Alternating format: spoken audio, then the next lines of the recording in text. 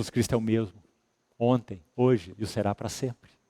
Esse que você proclama como teu Senhor e teu Salvador, é esse puríssimo, é esse santíssimo, é esse magnificente, é esse inigualável, único. Então ele se prostra aos pés do Senhor e diz, afasta-te. Como que não podemos suportar, você compreende? Mas então a linguagem da experiência que eu gostaria de colocar aqui é como se Pedro estivesse dizendo assim, mas Senhor, não vá embora. Não vá embora. Uma dubiedade, não é? Afasta-te, porque eu sou um pecador. E tu és santo, santíssimo. Mas não vá embora. Sabe o que ele vai dizer mais tarde, na sua história, na sua jornada com o Senhor? Ele mesmo vai dizer assim, mais tarde um pouco. Eles ouvem um discurso sobre o pão vivo que desceu do céu. Depois da multiplicação dos pães. E eles dizem, os discípulos dizem, que discurso duro é este? Quem o pode suportar? E o Senhor olha para os seus discípulos e diz, vocês também querem se retirar? Olha a mesma palavra, se afastar, se retirar. Aí o Simão Pedro diz assim, para quem iremos nós? Só tu, escute irmão, tens as palavras Zoé, da vida eterna. E nós temos crido e temos conhecido que tu és o Santo de Deus. Então para quem iremos nós? Aqui no barco ele está dizendo a mesma coisa, sem palavras. Porque ele não pode ficar sem o seu Senhor. Até mesmo, irmão, quando a fraqueza dele é manifesta ao máximo, quando ele nega o Senhor, 3 vezes. Você se lembra que ele está lá no pátio do sumo sacerdote, diante daquela fogueira, não é? Você deve conhecer o quadro. Jesus está na casa do sumo sacerdote sendo julgado. E é dito que quando o Senhor sai desse juízo, ele olha para Pedro, certo? E diz assim que Pedro sai e chora amargamente. Mas aqui a questão é, os olhos do Senhor, quando saiu daquela casa, encontraram os olhos de Pedro, porque os olhos de Pedro estavam buscando ao Senhor. Ou não? Se Pedro não estivesse ali, não teria havido essa experiência. Se ele estivesse distraído ali, ele não teria nem visto o Senhor sair daquela casa. Os olhos de Pedro estavam lá, na porta daquela casa. Porque aquele é o seu Senhor.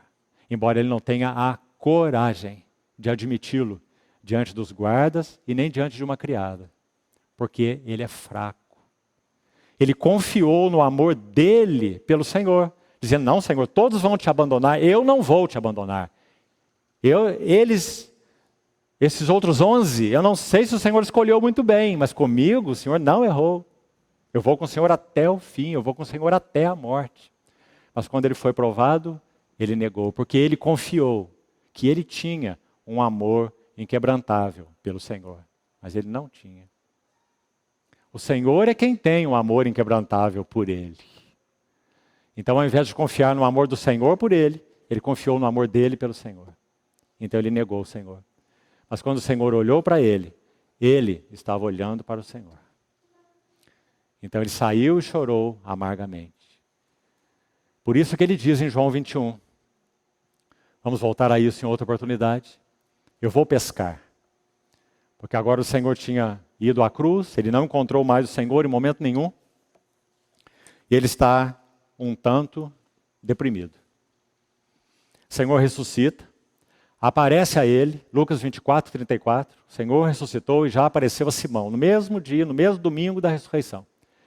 Mas nada é descrito sobre esse encontro. Foi uma restauração pessoal, íntima, porque Pedro havia negado o Senhor. Foi uma restauração do perdão,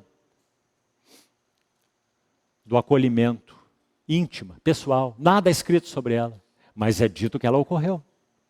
Mas e agora? Pedro vai fazer o quê? O Senhor o perdoou, certo? O Senhor o perdoou. Mas o Senhor havia dito aí em Lucas 5, para terminarmos, o Senhor tinha dito em Lucas 5 o que para ele? Depois que ele disse, Senhor, afasta-te de mim, eu sou um pecador. Pedro disse isso, e o Senhor disse o quê? Não temas. Não é lindo, irmão? Pedro está dizendo, tu és santíssimo, Senhor, tu és único, Senhor, e olha quem eu sou. Então retira-te de mim, eu sou um pecador. E o que o Senhor tem a dizer diante dessa frase? Não temas. Por que eu não temas? Como se ele estivesse dizendo, você não lembra, Pedro? Você não lembra lá atrás o que você ouviu da minha boca?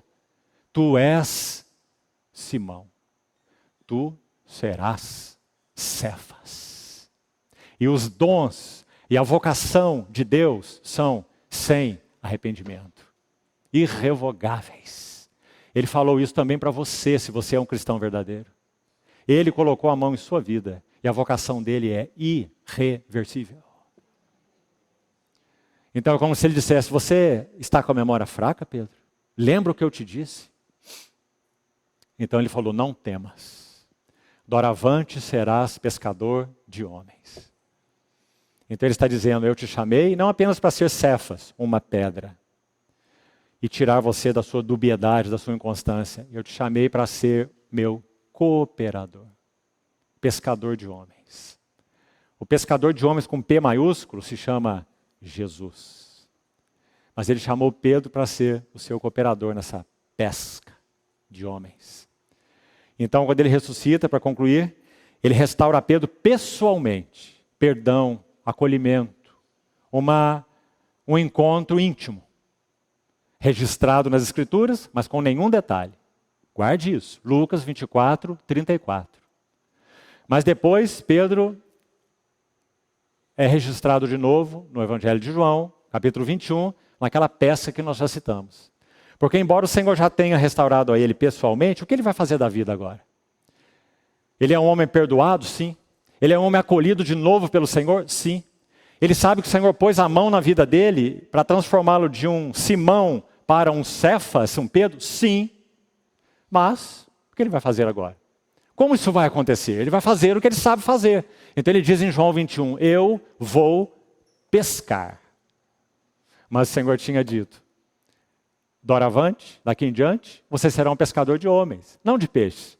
Então quando ele vai pescar peixes em João 21, o que acontece? Ele nada apanha. Nem um lambarizinho no lago de Genezaré. A noite toda, nada. Ah, que registro maravilhoso, irmãos.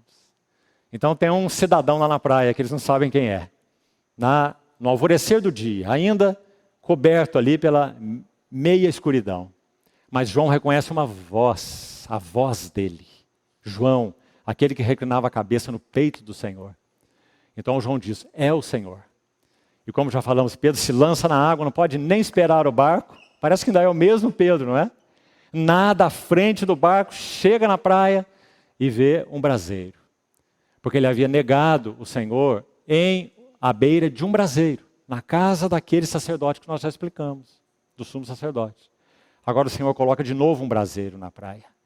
Ele quer trazer a memória de Pedro para o evento da negação. Porque ele disse que ele iria com o Senhor até a morte, até o fim. Então ele coloca o braseiro na praia e Pedro vê o braseiro. E quando Pedro vê o braseiro, ele não tem palavras. Porque ele vê a sua fraqueza naquele braseiro. Fraqueza do seu amor, fraqueza das suas promessas, fraqueza dos seus compromissos. Será que nós não temos nos assemelhado a Pedro em muitos desses elementos? E então, irmãos, pela primeira vez, ele fica com a sua boca calada. Ele fala muito, mas agora ele não fala nada, quieto. Porque ele está no fim de si mesmo. Mas o Senhor dá uma palavra para ele também. Assim como aí em Lucas 5, a rede se encheu de peixes e veio barco ajudá-los, lá também. Mas o Senhor diz assim para Pedro, trazei alguns dos peixes que acabastes de apanhar. E é dito que é ele mesmo, Pedro, que puxa uma rede com 153 grandes peixes. Sem dúvida ele era um homem forte. E traz aquela rede com os peixes para o braseiro. Só que no braseiro já havia peixes e havia pão. O Senhor preparou para eles naquela madrugada, sem peixe, o Senhor preparou o café da manhã. E vai restaurar a Pedro agora, irmãos, na sua vocação. Olha que lindo é isso. A restauração pessoal já aconteceu, já explicamos. Aquele encontro íntimo, de perdão, de acolhimento. Mas agora ele vai restaurar Pedro no ministério, na vocação. Então ele vai dizer, Pedro, tu me amas? E Pedro então responde 3 vezes. agora desconfiando do seu amor, como tendo um amor de qualidade inferior ao amor do Senhor por ele. Mas o Senhor 3 vezes vai dizer: pastoreia as minhas ovelhas, apacenta os meus cordeiros. Você está vendo? Ele está restaurando a vocação de Pedro, irmãos. Então, em Lucas 5, nós temos a vocação de Pedro estabelecida. Doravante serás um pescador de homens. Aí nós temos todo um processo. Ele nega o Senhor o restaura pessoalmente, intimamente, mas ele não tem o que fazer. Ele só sabe pescar e ele quer ir pescar de novo. Então o Senhor se manifesta ali e o restaura ministerialmente, o restaura vocacionalmente. Como que dizendo: não, você não vai pescar. Você não tem nada para pescar. Você não se lembra o que eu disse? Você será, doravante, um pescador de homens.